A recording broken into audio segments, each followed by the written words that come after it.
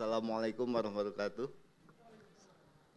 Yang saya hormati Mas Bram Putro, founder dan CEO Iconomics. Tadi saya juga sempat sebelah saya Pak Steven Budiman, dirutnya PT WIR yang lagi naik daun, banyak dapat proyek digitalisasi di mana-mana. Kemudian Bapak Dr. Rusdi Rusdiah, Chairman Abdi dan pengguna Mastel. Teman-teman semua, para undangan, adik-adik mahasiswa STT Telkom. STT Telkom dulu, sekarang Telkom University. Sorry, karena ini angkatan jadul. Telkom University. Saya baru dapat info tadi semalam sebenarnya baru Bu Mutia, Bu Menteri baru ada lawatan namanya AI Summit di Paris, jadi baru mendarat semalam, hari ini harus ke Hambalang. Jadi semalam saya diminta untuk hadir di sini, alhamdulillah bisa kenalan sama banyak orang dengan CEO Economics dan lain-lainnya. Yang pertama saya menyampaikan ucapan selamat dari Bu Menteri atas terselenggaranya Digital Forum dan juga anniversary ke-6 Indonesia's Popular Digital Products Award dengan tema Digital Disruptions, New Rules in the New Era AI 2025. Ya, saat ini kita berada di mana tren adopsi AI tumbuh pesat, jadi kita nggak bisa menghindar lagi. Semua AI itu memang, kalau Johnson Huang belum lama datang ke Indonesia bilang nggak usah kita belajar coding lagi gitu. Learn how to master AI karena everything can be done with AI. Even you don't need to do the coding. Pinter bikin prompt aja, AI will do the coding. Jadi nggak bisa menghindar. Everything is the AI. Tadi Pak Bram sempat tanya, saya sebenarnya ada naskah tertulis sambutan menteri, cuman nggak tahan juga pengen ngomong sendiri. Jadi kalau namanya AI itu namanya artificial intelligence. Sebelum paham namanya artificial harus tahu yang namanya artificial itu artinya apa? Adik-adik apa? Tahu ada yang ngerti namanya artificial nggak? Artificial apa? Bikinan ya. Nggak cuman intelligent, dulu kan cuman kita ngerti kan artificial barang-barang yang menyerupai, serupa tapi tidak sama.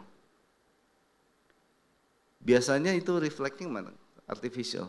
Sesuatu yang given dari Tuhan, kemudian dengan daya cipta manusia dibuatlah. Kalau tahu namanya AI, tahu nggak sebenarnya aslinya itu dari mana? Mengkopinya dari mana mereka AI itu? Jadi AI itu mengkopinya dari sistem berpikirnya manusia. Kalau dalam bisnis telco kan ada namanya connectivity infrastructure, ada yang namanya platform, ada yang namanya aplikasi. Manusia juga seperti itu. Ini namanya asli copyingnya. Jadi manusia ini sistem connectivity kita ini, data, memori masuk ke dalam tubuh kita ini melalui yang namanya jaringan saraf yang jumlahnya berapa? 40 miliar lebih. Yang kalau disambung-sambung itu panjangnya itu 2,5 kali putaran bumi, 100.000 kilometer. Itulah connectivity yang ada dalam tubuh kita. Ya. Semuanya diproses dalam GPU kita yang sebutnya otak, yang punya capacity itu 2000 terabyte. 2000 terabyte itu sama dengan 2 juta gigabyte ya. Jadi nggak kalah sama buatannya Nvidia, our brain. Nah, diproses di sini. Nah, data yang masuk dari mana? Data yang masuk itu dari dua hal, ya, dari explicit knowledge dan tacit knowledge. Apa tuh explicit knowledge? Sesuatu yang kita pelajari lewat Telkom University, SD, SMP, SMA, lewat forum seminar. Tacit knowledge adalah yang kita lakukan sehari-hari. Data itu masuk semua melalui saraf-saraf di tangan, di kaki, di kepala segala macam. Ya. Di storage semua dalam apa namanya? Kita punya data center. Dan setiap kita melakukan aplikasi, satu actions yang kita lakukan, otak memproses setidaknya 40 megabyte. Cepet, keputusan saya untuk datang ke sini, dapat disposisi dari Bu Menteri, oke besok saya datang. Sebenarnya dalam bawah sadar saya memproses 40 megabyte informasi. Apa saja informasi yang saya ini, besok saya schedule-nya apa? Ada benturan nggak? Bisa nggak geser sini? Bisa nggak? Itu berproses semuanya. Apakah saya dalam keadaan sehat? Apakah itu semua berproses sampai memutuskan saya hadir di sini jam 2 kurang 10. Bahkan untuk keputusan untuk minum itu pun berproses. Nah, artificial intelligence artinya apa? Bahwa dia apapun aplikasinya, dia mau untuk improving productivity, untuk education, untuk healthcare, untuk banking system, itu adalah tergantung dari apa? Tergantung dari prosesornya, connectivity-nya, data yang disuplai, dan juga muscles yang untuk menggerakkan. Nah itulah yang harus dilihat, nanti lihat strateginya ke depan. Nah ini kalau udah bicara gini, oh kalau gitu Indonesia harus mengembangkan apa supaya AI bisa dimanfaatkan untuk hal-hal, kalau Pak Prabowo bilang, meningkatkan pertumbuhan ekonomi. Oh berarti bisa dong untuk meningkatkan pertumbuhan ekonomi, menurunkan ICOR, mengefisienkan dan lain-lain. Oke, balik lagi ke laptop. Jadi kalau kita lihat AI ini inevitable karena kita sudah di Indonesia sudah 221 juta jiwa, ya.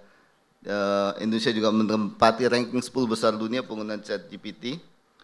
Data dari PwC, AI diproyeksikan untuk berkontribusi terhadap ekonomi global sebesar 15,7 triliun di 2030.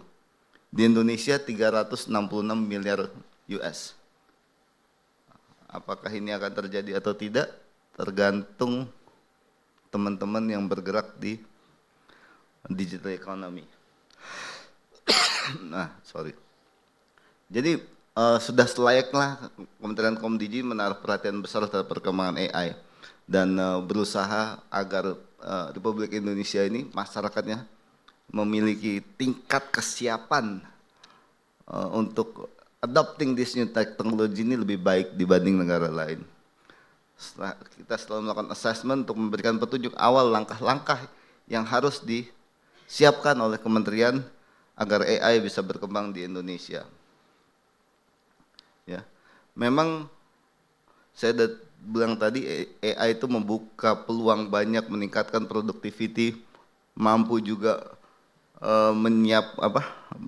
membuka lapangan pekerjaan. Walaupun kalau boleh jujur mungkin sebagian pekerjaan juga terancam eksistensinya, ya nggak Pak Bram ya? It's inevitable, ya. Semua harus evolve. Those who cannot evolve, ya extinct. Ya itu udah, ya sorry, mohon maaf. Tapi dengan adanya ini kita harus berkembang terus, ya. Jadi kita harus siap. Bahkan pengajaran di universitas pun harus berubah dengan adanya AI. Ini yang untuk mempersiapkan, kalau Nabi Muhammad bilang soal persiapkanlah anakmu untuk kehidupan masa depan, bukan sekarang.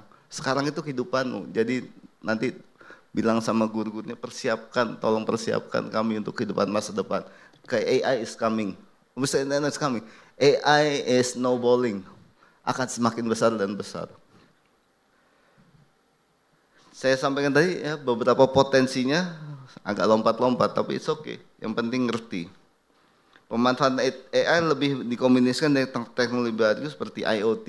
Jadi kalau dulu orang bicara IoT hanya sensor, sekarang IoT dikombin dengan AI, jadi semakin banyak use case-nya, dan juga blockchain dapat memberikan dampak yang luar biasa terhadap kegiatan ekonomi, sosial, dan masyarakat, mulai dari sektor yang terkait dengan ketahanan pangan, ketahanan energi, transportasi, dan logistik hingga pendidikan. Dalam pelayanan publik, beberapa kementerian dan lembaga mulai memberikan contoh pemanfaatan AI pada sektornya. Kementerian Keuangan dengan chatbot konsultasi perpajakan, Kementerian Kesehatan AI untuk deteksi penyakit, Kementerian Komdigi untuk menyaring konten negatif. Jadi udah banyak sekali. Kalau adik-adik yang di Telkom University atau universitas mungkin belum pernah dengar ya. Zaman dulu itu zamannya Mas Bram ini mungkin masih kecil, ada juara dunia catur itu namanya Garry Kasparov.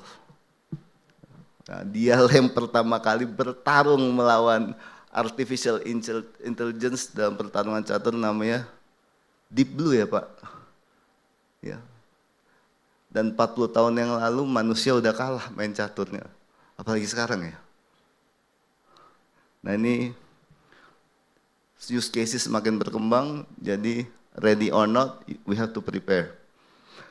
Kemudian yang terakhir, enggak terakhir juga, dukungan Kementerian Komdigi tentu saya sudah sampaikan tadi, kalau kita lihat bahwa AI itu adalah kopi dari tubuh manusia, untuk mempersiapkannya apa yang paling utama, berarti kita harus punya yang namanya nerve blood vessel yang baik, saluran-saluran harus baik, berarti connectivity harus bagus. Infrastruktur harus bagus, ya. Traffic pertukaran, terus apa? Daya serap data yang akurat harus benar. Ya, processing, aduh. Saya ada satu lagi tapi nggak bisa tools. Yang membuat AI ini less akurat adalah kenapa?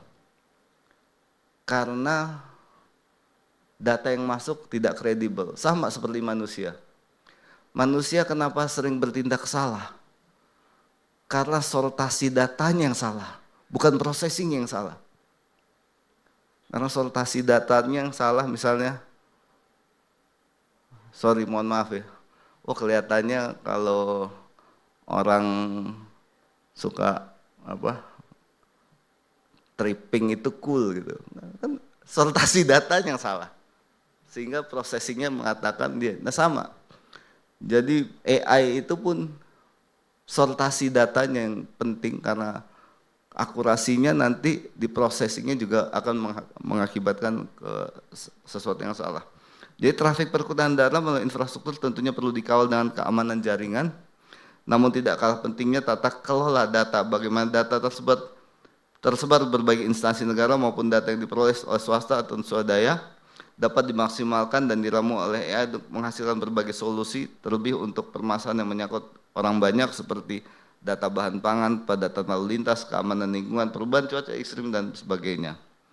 Dengan tata kelola yang baik tentang akses terhadap data, maka startup teknologi berkesempatan untuk membantu penyelesaian berbagai solusi dari persoalan yang dialami pemerintah maupun tantangan yang sifatnya lebih spesifik di sektor-sektor produktif. Kementerian Komdigi terus menjalin komunikasi dengan para stakeholders untuk memantau perkembangan AI di Indonesia dan meramu bentuk kebijakan yang tepat sekiranya surat edaran Menkomdigi perlu diperbarui atau ditingkatkan bentuk produk hukumnya serta mengamati relevansi dan kebutuhan mengenai suatu peta jalan yang memperjelas arah kebijakan pemerintah dan selaras dengan perkembangan yang terjadi di berbagai negara. Sebagai penutup, Kementerian Komdigi tentu berharap agar penghargaan yang diberikan pada hari ini bisa memberi inspirasi dan membuka pintu untuk kreasi-kreasi baru, sehingga ekosistem digital kita dapat tumbuh lebih cepat, inklusif, dan kolaboratif. Jadi sekali lagi selamat bagi pemenang hari ini. Semoga ini usahanya Pak Bram dan teman-teman memang memberikan dampak luar biasa bagi perkembangan pemanfaatan teknologi Indonesia, khususnya artificial intelligence. Sekali lagi selamat buat teman-teman sekalian dan terutama buat Pak Bram, Economics, dan Indonesia's Popular Digital Product Award. Terima kasih. Wallahul muwaffiq ila aqwamit thoriq. Assalamualaikum warahmatullahi wabarakatuh. Baik, terima kasih Bapak Edwin Hidayat. Bapak, kami mohon bisa tetap berada di atas panggung dan kami mengundang Bapak Bram S. Putro untuk memberikan kenang-kenangan dari Economics kepada Bapak Edwin Hidayat.